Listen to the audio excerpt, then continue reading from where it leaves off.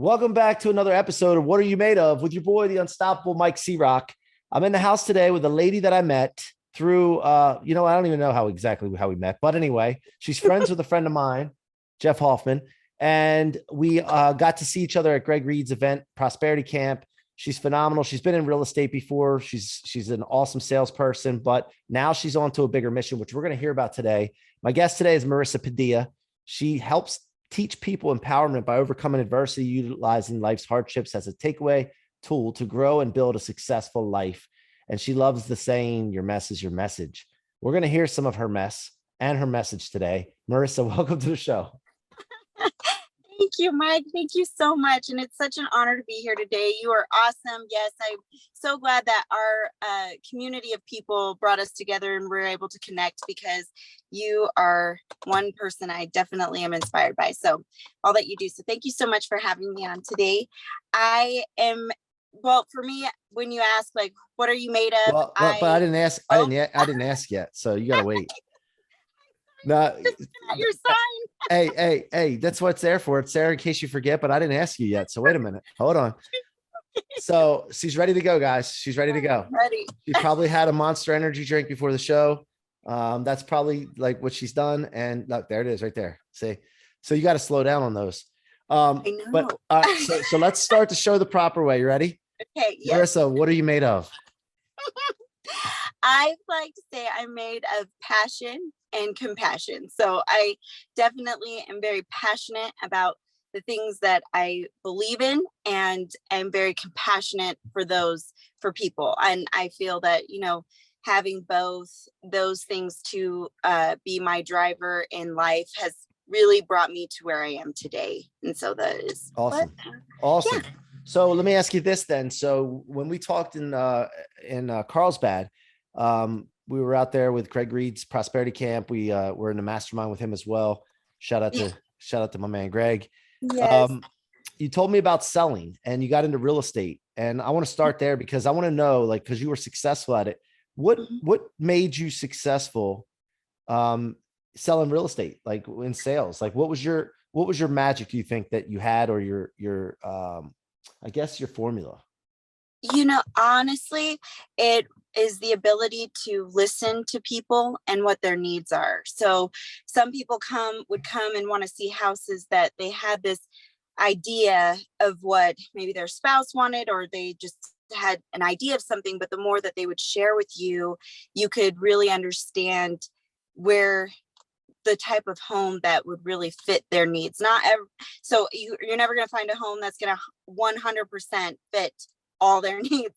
But if you can find something that you've got most of the boxes checked, and that was something that was very important to me, is just making sure that I could help them at least check off most of the boxes, and then help create the picture of what they could do with the areas that maybe they didn't really care for too much, but kind of help paint that picture, because it's hard for some people to have the vision in certain rooms or on certain floor plans. But if you really listen to people and what they want, you are creative, you can kind of paint that picture for them, and then it provides that solution. So you're solving that problem.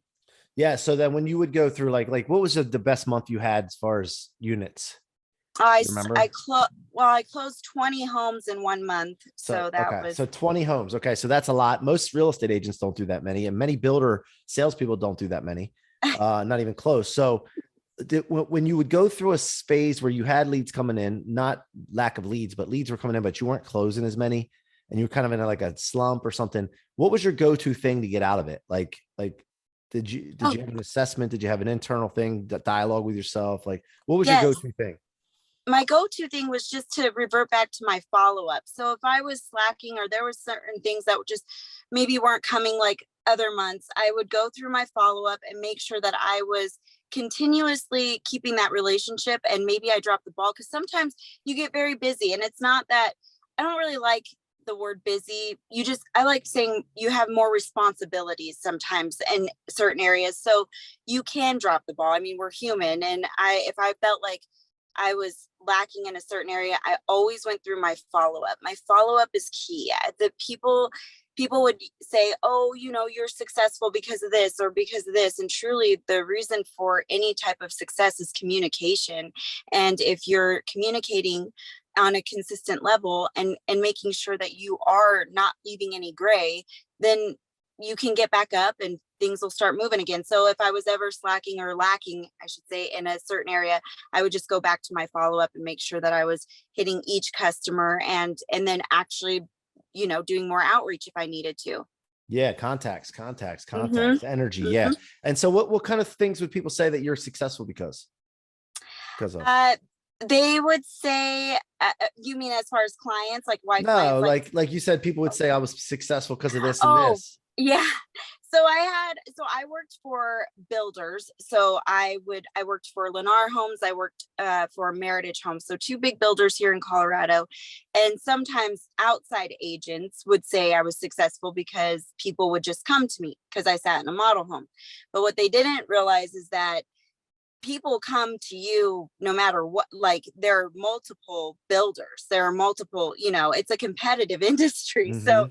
really, it wasn't, yeah, you did have the traffic coming through, but they thought that was what some people would say that's why I was successful. What they didn't know is that after every single customer left, I sent an email. I remembered everything we talked about. I thanked them. I wanted to make sure that they understood that I heard them.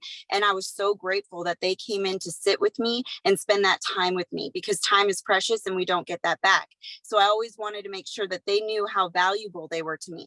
And when others would say, oh, well, they just come to you, or, oh, you're just so nice, or whatever, people will always have a reason. Excuses. Yeah. Yeah, they'll find ways. If you're successful, you're going to hear the reasons from other people. But I was always told, small-minded people, and it's not a dog on people, but people just who think small, they can't see that if you're actually caring about someone and you're seeing the bigger picture for that person, naturally they're going to come back to you. Naturally, they're going to come to you because they know you heard them. And so that was a lot I would hear, that maybe I was, some people might have thought I was attractive, or some people thought I was just, so bubbly, too nice, or, I just had it easy because I sat in a model home. So I kind of Gotcha. heard Yeah.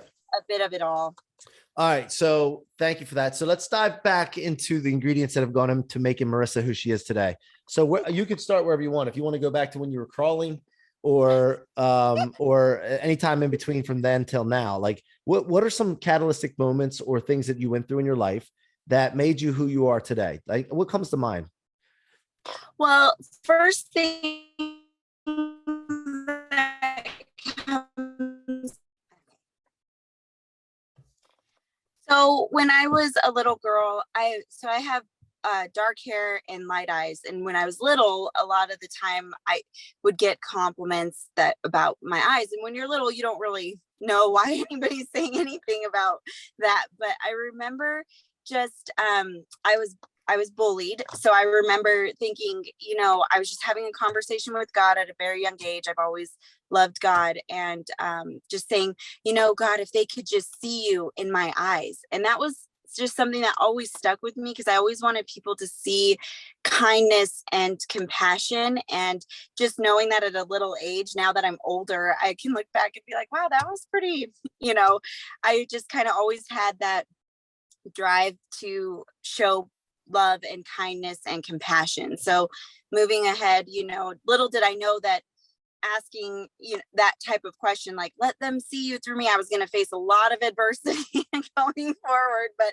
to empathize and really reach the masses, how do you do that if you haven't gone through things yourself that is very similar to others? So that was one thing that I had always remembered, and just kind of like, yep, I've always wanted to help people and letting them know that there are genuine, true, compassionate people out there. And so going forward, I was kind of a stinker, and I love people. So I love to build relationships. And so, I would ditch my English class a lot to go help the mentally challenged kids, because I just loved how they were just so kind, and the way they looked at life, and they just were free. They didn't have the stresses of trying to look good and fit in and be the popular group and all of that. And even though I had a lot of friends, it was so nice to be in an element where you could see that there's so much more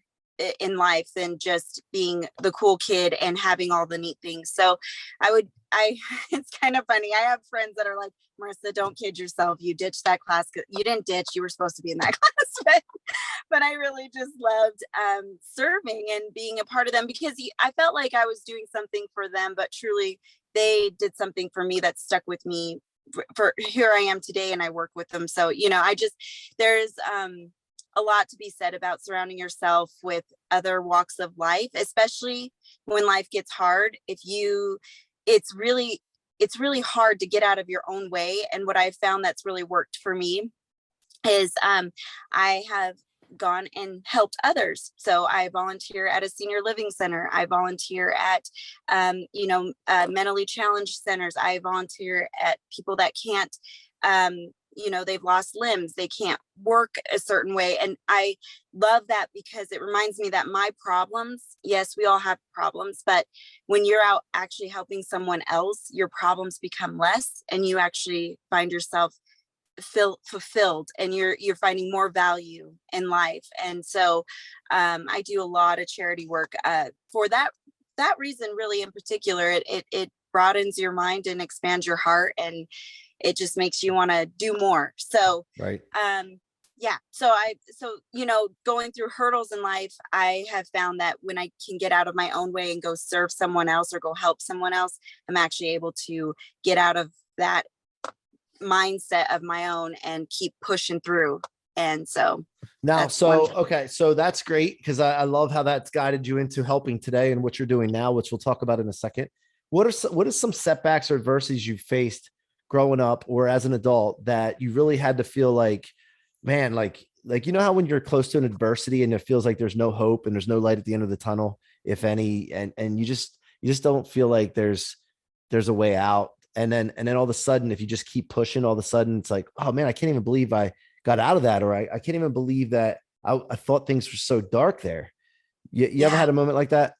Yeah, I have. So, actually not too long ago,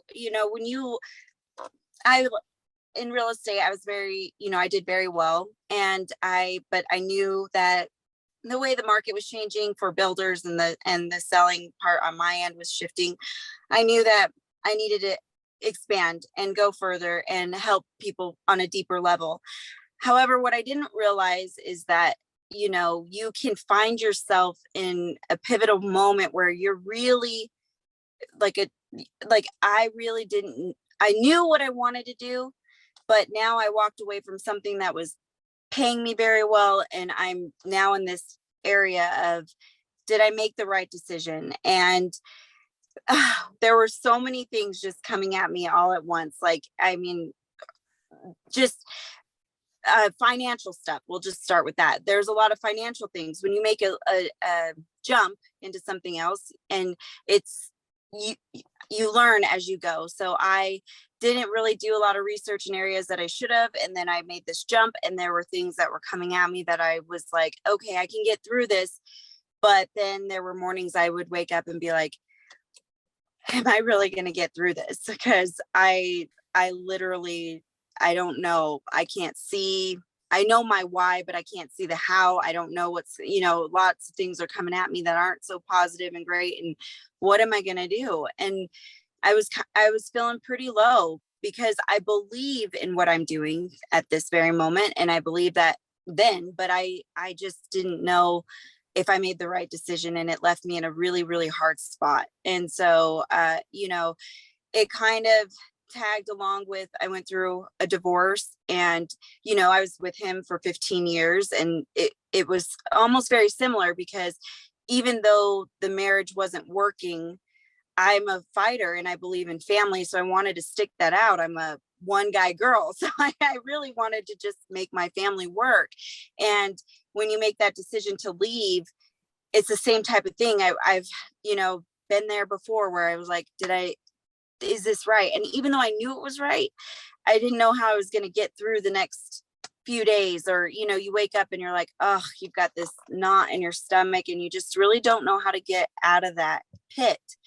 And so what really got me through, and it may sound cliche, but it's really true, was God. Because I remember this most recent time, I just was laying in bed in the morning and I was like, I just didn't want to get out of bed. I was really depressed and not sure I did the right thing. And I just was questioning everything about myself.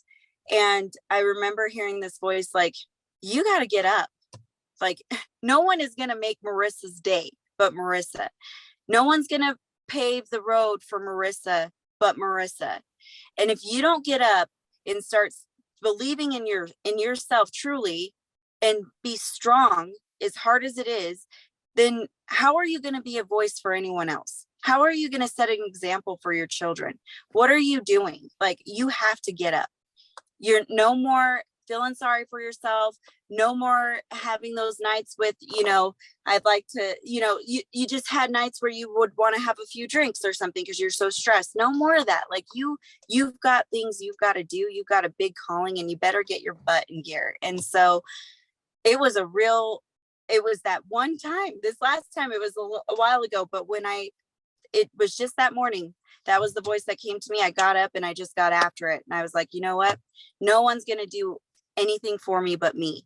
And that's where I think people get a little, no one can provide the life you truly want for you but you. Yeah, there are people that can help you along the way, or maybe you run in and, but truly the things that you really want. My dad always told me, sweetheart, you make your own way. You work hard, you make your own way, you make your own money, because then you get to make your own decisions. You don't have to count or depend on anyone else. And that was really important to me, because I didn't want to settle for something just because I was going to have something else. I've always wanted to, if I want that, I'm going to get that. And I'll have to just maybe work extra hard for that. And that's okay, because I have the choice. I have the decision. I'm not, my daughter's 13, and I tell her, don't depend on a man to take care of you. You are an amazing woman and you can be an amazing teammate. And I think there's something to be said about being a teammate, because men have something to offer that women just can't. And I love that about men, and women, they come in and they have something that they can offer that a man just can't, but it's what makes a great team. And so I've just always been, passionate about being a teammate and providing your own way. And so having that conversation with myself, like, what are you doing? You got to get up and you got to get moving. So that was kind of my thing. Well, I love that. And a couple of things I want to do as we wind down here. One thing, and I grew up in a broken home. My parents, I don't remember them ever together. My mom was married 3 times, dad twice. I've seen it all, right? I've seen people, I see current people right now going through marital problems and this and that. And what I found a lot of times, there was like finger pointing and then conflict and this and that. What I always like to talk to guests about to bring up anything like that. We don't have to get into a lot of detail, okay? Because I don't want it's not that. But like, have you ever taken the opportunity to say, what could I have done differently? Like taking like the 100% responsibility route beyond what the other person did or said or any of that stuff, or could have did or didn't do any of that. Like, have you explored that for yourself and said, you know what? Let me see, like, what could I have done differently in the situation that would have changed everything? Yes, and absolutely. by the way, Marissa, even if somebody on the outside was watching and saw the whole thing and said, there's nothing you could like it was all the other person, whatever it is, it's always, like you don't have control when you take that route. Right. So that's why I'm asking this question. Yes, 100%. So I'm a huge person. I'm a huge believer in accountability and the choices we make and what we could, I love that question, because I know what I could have done differently looking back. And there are things that I could have saved us both from in certain areas to have built this family and kept moving forward. The thing that I feel is really important is it's very important not to have the blame game.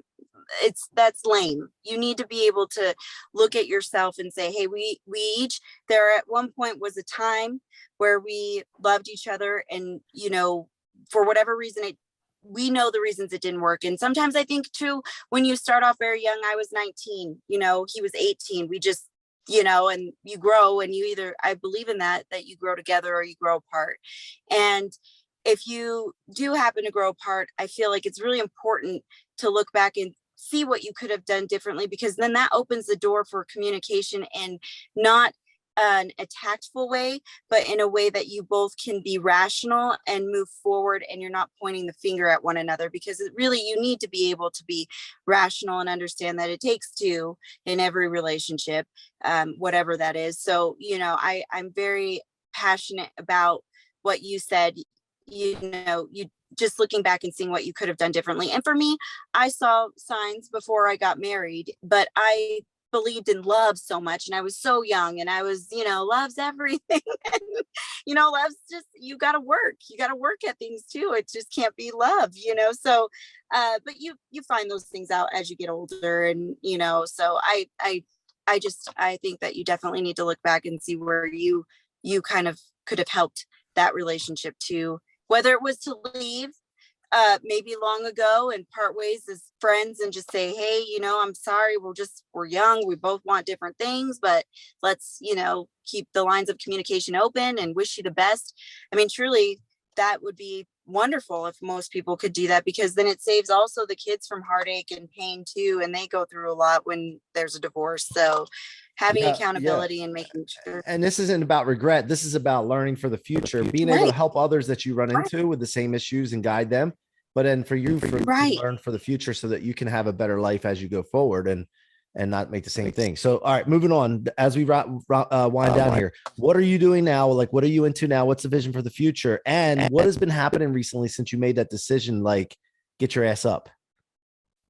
Oh, well, okay. So moving on, right now, you know, I do coaching. I'm a motivational speaker. I'm actually flying out to Ireland. I just found out, to do my first international speaking event on a stage. I'm very excited about that, and just bearing all my scars and hopes to give. I wear them proudly. I just do that because it's what's made me who I am today, and I just hope to give life and hope and inspiration to others.